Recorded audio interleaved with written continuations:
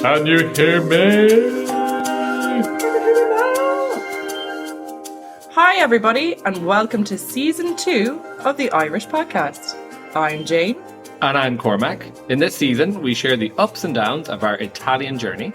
From how we moved to Italy to the hustle of work, we'll be sharing what it's actually like to move countries. Join for our Tuscan adventures, our unforgettable bedbug experience, plus an Edinburgh Fringe special.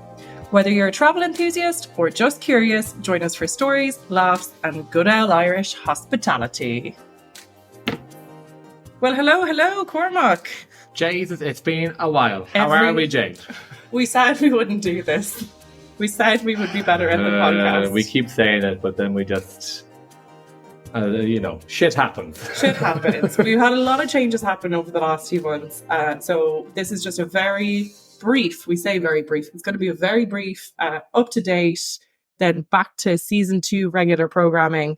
But we just want to give you a heads up on what's happening with this, because it might be of interest. A little, to our 14 subscribers out there. So yeah, that is our big excuse. I have it on the list. Our excuse was just shit happened. And yeah, a lot of things happened in our lives, and we just didn't get around to doing podcasts. But we're back. We're back, baby. Better than ever. And we are bulk recording, so I will definitely have a couple of more episodes out. 100%. We're back as the Irish podcast now. Yes, so that is point number 2. We have changed the official name of the podcast. Woo! I want to touch on for a minute why we changed the name of the podcast. We have started to do a lot more TikToks. TikTok channel is going really well. And a lot of people had an issue with the word expat. Yep. And I had never had an issue with the word expat previously. And I never thought that the Irish podcast would actually even be available to purchase. I think that was the biggest thing for us, where we didn't realize that it would be available, the Irish podcast. We'd looked at like the Irish Abroad podcast. We had looked at we'd looked at a bunch of like the Irish Paddies like podcasts, the Irish like travel podcast, but then we weren't a travel podcast about Ireland, so we found that would be very confusing. But yeah, essentially we realized that a lot of people do take issue with the word expat.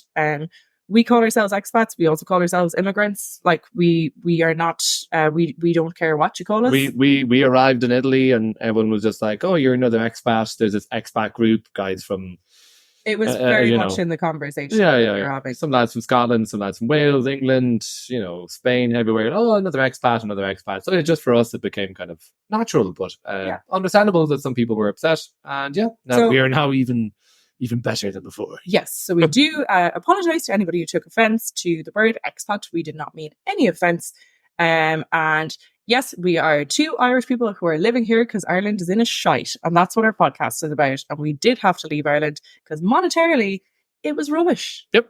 So we have immigrated and we have left the country because we would like to have a better life for ourselves. So we do apologize. But yes, we are now officially the Irish podcast, which is class. Which is unbelievable.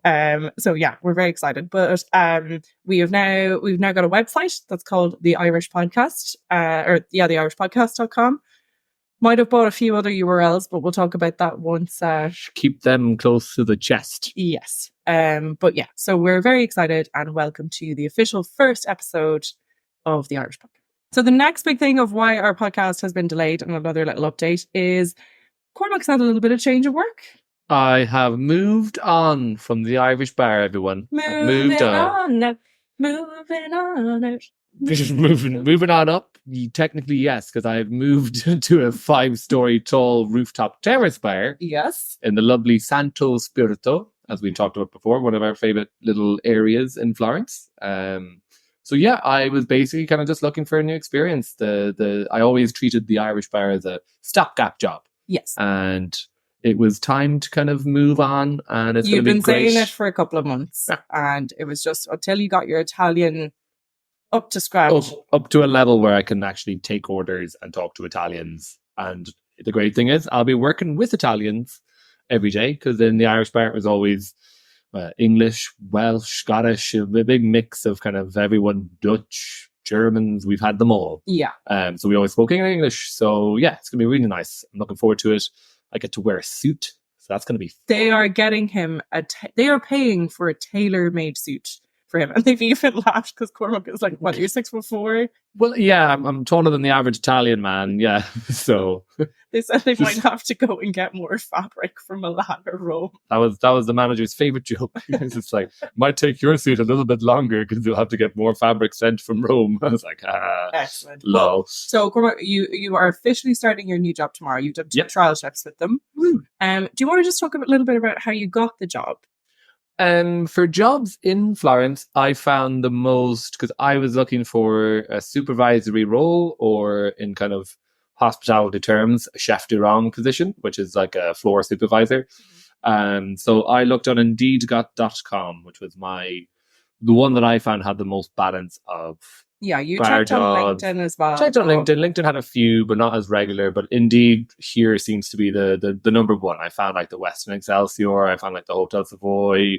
Found the Loggia, 25 Hours. Found all these like big hotel chains using Indeed. Yeah. And smaller family hotel chains as well, and restaurants and stuff like that. So you applied for quite not very many jobs. I applied for 6 or 7 that I knew would take my fancy, because some of the roles said that they were preferably looking for someone fluent in English, and that Italian was only like an intermediate level of Italian was needed. So the place I'm going to, actually every year their highest average of clientels come from America.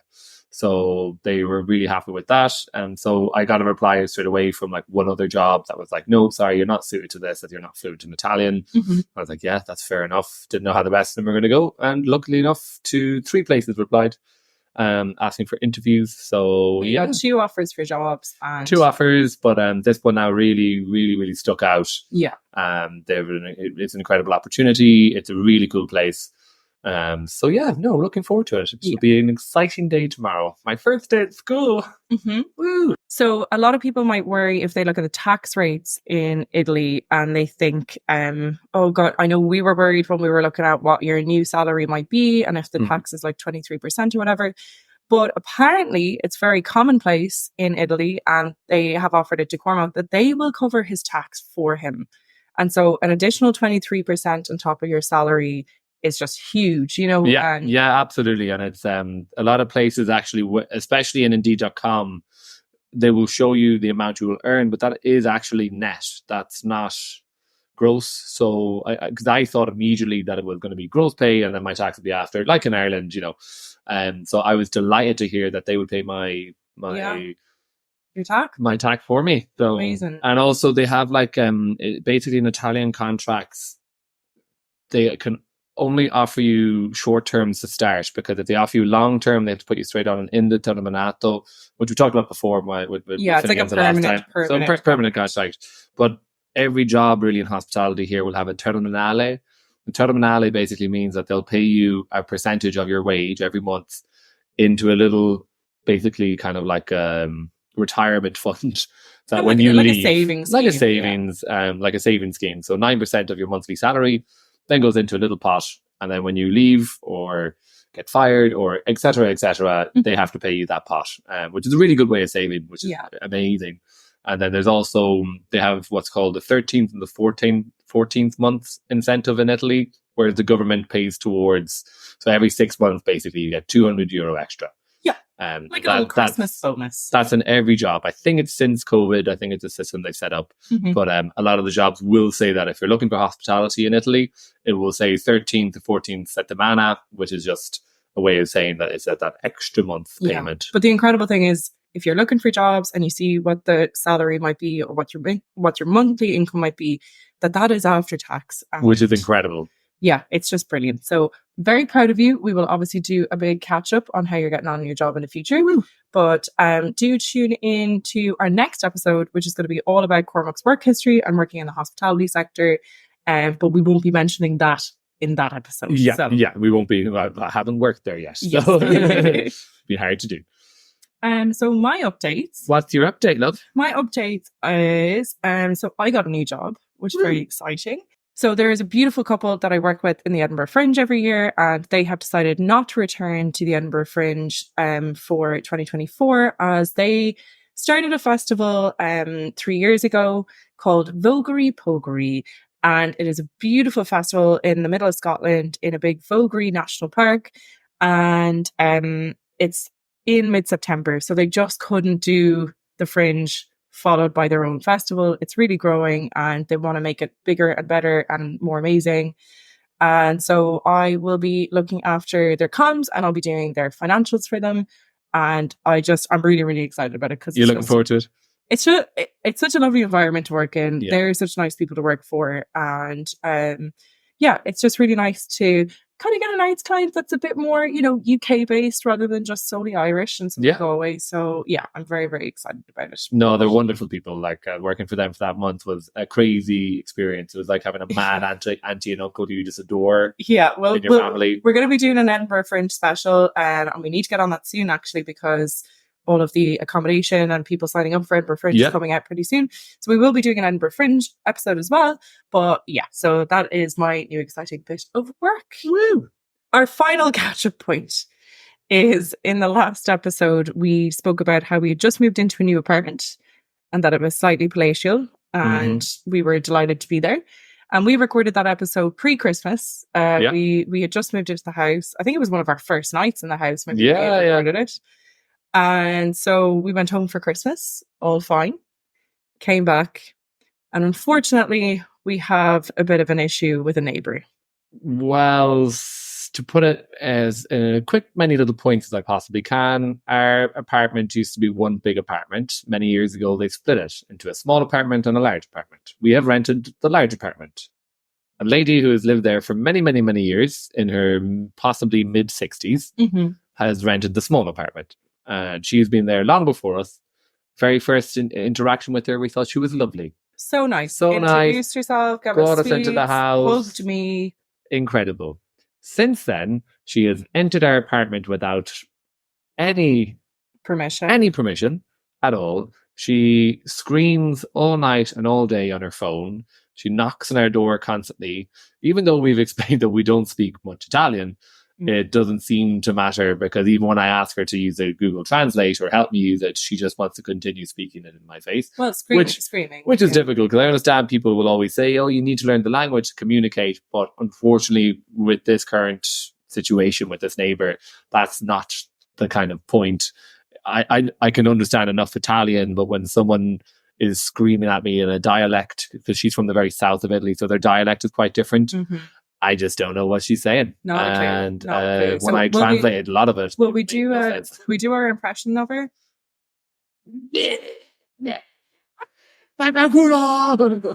So that's pretty spot on. That's what we hear all day. Oh, it is difficult. She threw out your bicycle seat because we left it in our shared hallway. Yeah, she didn't know whose it was, apparently, so she threw it in the bin. Even though it's a hallway just shared between our apartment. And I've had conversations with that lady holding my bicycle seat. So I don't know where I went wrong.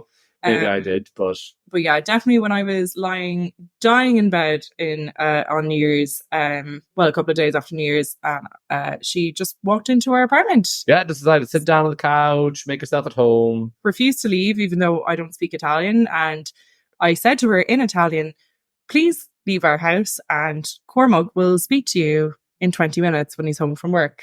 And she still wouldn't leave. So I had to get Cormac on the phone, who then started giving out to her fairly intensely, saying, please go back into your own house. Yeah, I will be back. I will knock on your door. Please leave my girlfriend in her apartment alone. Yeah, because she's very, very sick. So yeah. It's the only last point is that she does the locks. So she can't seem to work the front door or the shared front door.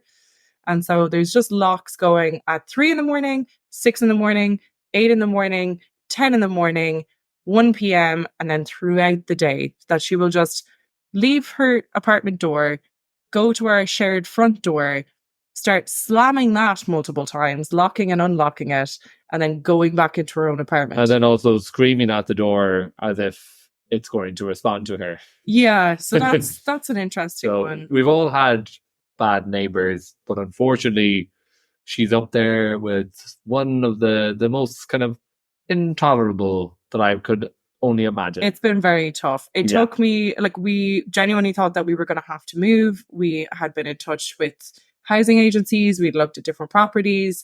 And especially because my nerves I was very, very sick coming into the new year. I was sick for about 5-6 weeks. I got COVID, and then I just got flu after flu. And so I was pretty bedridden for about 2.5 weeks. Yeah. And I just felt very down, very depressed. And with her screaming and shouting all day and slamming doors and then entering our apartment, I was just very, very nervous. Yeah. And so, yeah, we genuinely thought that we had to move. But fortunately, our housing agent has been really, really good and has dealt with the issue as best he can in speaking to her and saying, please do not speak to these people anymore. Please leave them alone. Yeah. They don't speak Italian. Gotten slightly better because she knows now to kind of, if she has an issue with something involved with the house, the big issue being is it's like large appliances that run both apartments are inside our apartment. Yeah. So it's like, you know, the boiler and like kind of the water and stuff like that, it comes through us first. So if anything goes through to her, she has to come to us, but we do not know what she's saying.